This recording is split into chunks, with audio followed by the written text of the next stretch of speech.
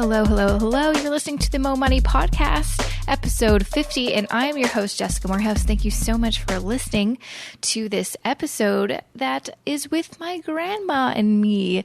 My grandma, Audrey, she is my dad's mom, and she is originally from Scotland and immigrated to Canada in the 50s.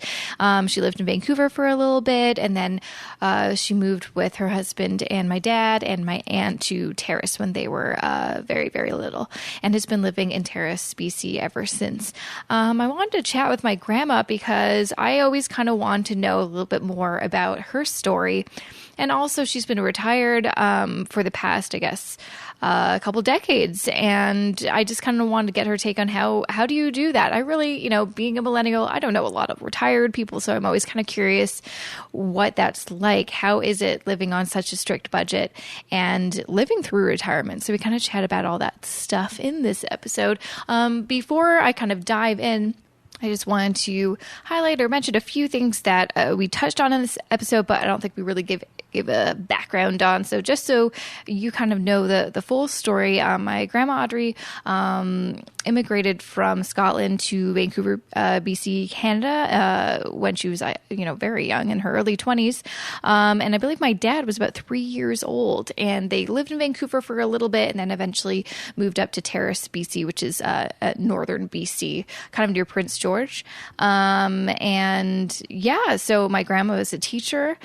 She eventually also had my Aunt Lisa, which is my dad's younger sister. And my Aunt Lisa has two young girls, Chantel and Cassandra. And I believe Lisa and Cassandra still live in Terrace, and Chantel lives in Vancouver now. As for my grandma's husband or ex-husband, my grandpa, I never really knew him as at all in my life, so that's why I don't really mention him in this episode. So I don't know his story, besides the fact that they moved to Terrace so he can open up a bakery, because he was a baker, and it was called the Blue Ribbon Bakery, and he did lots of fun Scottish pastries, which is kind of cool. But it's also part of the reason that my dad does not really he doesn't have much of a sweet tooth, because I think he ate too many sweets when he was a kid, and now he just can't go there anymore. So that's kind of just a little bit of a backstory. And the rest we will talk about in this episode. Okay. So I'm excited to chat with you, because I've actually always really wanted to know your side of the story and your history, because you've lived a very fruitful, interesting life. So I think I'm excited, because I don't know. I think so. Not too sure about that. I think so. Okay. Well, I was born in sorry, I wasn't born there. I was born in Inch, Scotland, Insch. It's a very small village, and then I moved to an even smaller village, I think, in inland, and I was there until I left for college. Where'd you go to college? And I went to college in Aberdeen, which is a big port city. Oh. And I spent 3 years there, and it was very interesting. It was great to get out in the world. What did you study in university or college? Well, it was a teaching course. Okay. And it was at a teacher's college. I didn't actually go to university. It was separate from the university. And if you wanted to teach high school, you went to university first and then did your last year at the teacher's college. But I was going to be a primary intermediate teacher. So I went to the teacher's college and did 3 years there. Why did you want to become a teacher? First of all, I thought I wanted to be a nurse about my third year of high school, then found I didn't like blood very much. And then I decided that teaching sounded like a good idea, and I just pursued that. And I'm glad I did. I've always enjoyed teaching. I hear horror stories sometimes now, but... Yeah, I think teaching, just the whole industry has changed a lot since, just in the past 10 to 20 years. I mean... There's a lot of ins and outs and ups and downs about it, and it's, you're either cut out for it or you're not, I think, and I think I was, and have enjoyed it, and really glad I took the course, you know. But when I came to Canada, I had to take a couple of courses because, you know, coming from one system to another, you had to sort of just justify who you were. And when your dad was just a baby, I was taking an English course. No, it wasn't an English course. Sorry, it was a psychology course, and teaching full time, and doing essays on the weekend, and trying to get going with a 2-year-old. Oh, wow. It was heavy going. Oh, yeah, that sounds like a stressful time. But survived it, and then when I taught at David Lloyd George School down just off Granville. You'll know where that is. Yeah, in Vancouver. Yeah, and I taught there for what was it, 3 years, I think, I think it was 3 years before I came up to Terrace. That was a huge move for us, you know, because we opened a business, and I didn't teach for a bit, and then had Lisa, and went back to teaching when she was 3 years old. So I've had lots of ups and downs and busy times. And, So at what point did you, so you were a teacher in Scotland for a little bit, and then you decided to move? I taught about 3 years before your dad was born. And then we decided to make a big move. Things weren't good in Britain then, you know. It was there was a slowdown on work and lots of things going on, and we decided that maybe we'd make a break and just go to a new country. And I wasn't the one that initiated it. I wasn't. You were a good sport.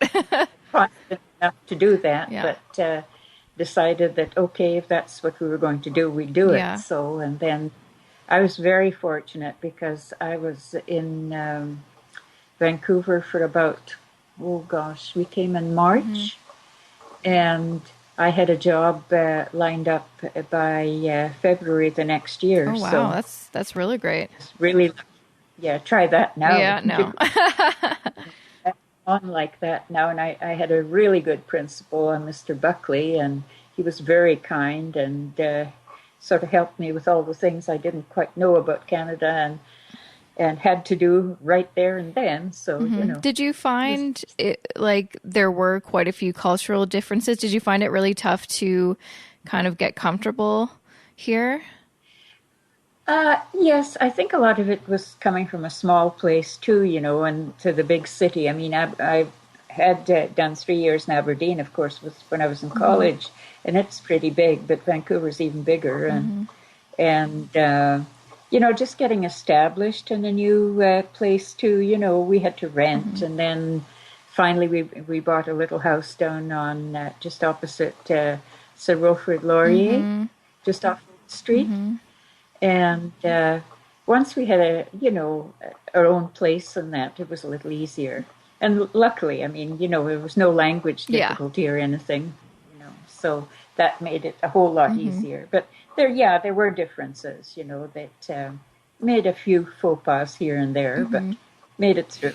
Yeah, for sure. It's just kind of, it's kind of funny that you mentioned that you bought a house in Vancouver when you were there. Because I'm like, oh man, had you kept it or you stayed in Vancouver? Well, actually, the last time I don't think it's there anymore, Jessica. It was on West 59. Oh, yeah. And it's right opposite Sir Wilfrid Laurier School. Wow. And Churchill was just up from there, you know. And we paid $11,900 No, for it. Oh my gosh. Yeah.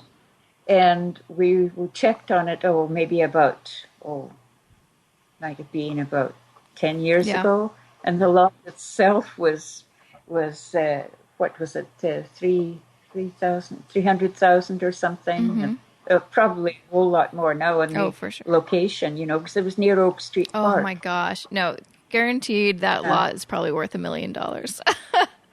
Exactly. And your dad used to love visiting his little friend on the next street. Yeah. And they got up to a few little scrapes, the two of them, once in a while. And his best friend's name was Tony. Aw. And Tony and he got into little things they shouldn't sometimes, but they Yeah, survived. So. Dad seemed like he was a bit of a rascal. He was, but he hasn't changed all that much. He's still, the little guy's in there. Yeah. So, yeah. Oh God. my gosh. But it was a nice neighborhood, and the people we got to know were really kind and generous and included us in a lot of things, and that helped a lot, And then, as I say, I was working so much and that, and you just, you're young, you muddle through somehow. Yeah, exactly. This is it. So coming from Scotland to Vancouver and then moving from Vancouver to Terrace, BC, that must have been also a huge change. I can't even, because I mean, just the winters alone must have been a big shock. Well, very similar to the winters I grew up with. Oh, yeah? So, maybe a little milder up here, because I remember back in the 50s, and we had one really bad winter, and it was so windy that, things were, some of the outer buildings where I lived, the roofs were blowing off. Oh my gosh. And you tried to go around the corner and you blew back. So, Wow. That's when I was in high school. And, it brought back a lot of things, when we came up here. The winters up here aren't too bad. We have the odd, we'll get the Pineapple Express here. And you'll have a couple of weeks when it's a little bit iffy. But once that's gone, we don't have really hugely bad winters. Yeah. You go by how much you shovel up here. Yeah. So I guess you get used to it. I'm still not really used to the Toronto winters. They still get me every year. I mean, they're not. Oh, I think every time they mention Toronto and you've had some real dillies Oh my gosh. this winter. Well, you know what? It hasn't been super consistently bad, but it's just when you think it's all good, and it was actually quite warm, I think back in maybe March or February or something like that, and then the next week it dropped down to like -5, and you're like, I thought we were done. Oh, I know. Well, this is the thing, with me, my rhododendrons are all out up here, and well, they're not fully out, but there's another week they'll be completely out, and we've had azaleas in town for quite a while. So, it's beginning. We're later this year than usual, so usually it's a couple of weeks before this that things are blooming. But nothing compared to Vancouver. Yeah, no, that's true. I do miss Vancouver's weather. I mean, my cherry tree in the backyard is, I noticed the petals were blowing off today, so... Did you ever miss Scotland? Did you ever want to move back? Did you ever get homesick? Never really wanted to move back, Jessica, but yes, you do feel homesick. I think a lot of it is, especially if you're pressured or anything, and there's always pressure when you move. And, you sort of get this sort of longing to go down a certain road, and the road isn't there, So it's a little bit nostalgic that way, but I've been home twice, I think. Yeah, twice, but it was a long time. Like your dad was about 16, I think, the first time we went home. Yeah, you told us about that. Yeah, and then I went again when I retired. So, but, it would be nice to go back, but I'm not a traveler. I get very sort of uptight if I'm traveling, so I probably won't go back. Yeah. But you've kind of made your home in Terrace, and that seems like that's where you want to be. Yeah. But you folks should all try to go, because it is very different. And Anna's been. Yeah, no, we actually really, really want to go. We're going to Paris. So I'm very excited, but I'm excited for you. I'd love to go there too. It's been on my bucket list, and it was just one of those things where there's so many places I want to go. Especially, I'd love to go to Scotland. It's just so beautiful there. But I'm like, well, I feel like I kind of want to go to Paris first. I find it very different if you do go to Scotland, because everything I always joke when I come back, everything shrunk, because we're so used to the mountains up here in Oh, Terrace. yeah. And we had hills in Scotland that we thought were really high, and then we went back, and they are not high at all. So, I mean, the Highlands, yes, but not where I lived in Lumsden. So, yeah. Yeah. No, that's definitely on the plans to do kind of a England, Travel Scotland as trip. much as you can. You've done a lot, both, all of you have traveled more than I have, but I think you really should, and especially, before family comes and that, because the opportunity isn't there after that, or not as much. Yeah, it's definitely harder once you start having little kidlets. Though it's not in our, plans anytime soon. So I think we still have a few more years to get some traveling. So I think you guys are a lot smarter than my generation were, because it was almost expected of you to be married by the time you were 21 or 22. Well, yeah, things have changed just so much since then, right? Yeah, I was married at 21, and but I wouldn't do that again. Yeah. I'm going to have opportunity, but Well, and I think it's better to live your life a little first. Yeah, and I think, it was just, in your generation and my parents' generation, it was a little bit more kind of the thing to do to get married early and start a family young. And I think because I lived through that as a kid, as much as I loved having young parents, they had more energy and it was great. I also saw the things that they had to sacrifice. And that's one thing that I just didn't really want to do. So, I'm like, I definitely want to have a family one day. I think I'll regret not, looking back and not having one, possibly. But I also really didn't want to have some of the same regrets as my parents. Like, they weren't able to travel because they had a family really young, and it's only in their kind of 40s and 50s that they were able to do that. And I'm like, I don't want to wait that long to do some of the things that I want to do. So, but I mean, there's pros and cons to delaying having a family. So it's what it is, kind of thing. Yeah, well, each to his own, as I say, with me, it was a whole different thing. Yeah. It was sort of getting away and being on my own sort of thing, and, away from, the family I grew up with and that, and just a lot of things. Yeah. And, just looking back, I wish I'd traveled, because I'm sorry I didn't. Yeah. Because I'm not a good traveler now. I get anxious. Yeah. I'm kind of curious because I don't really know anyone that's retired besides you and my grandpa.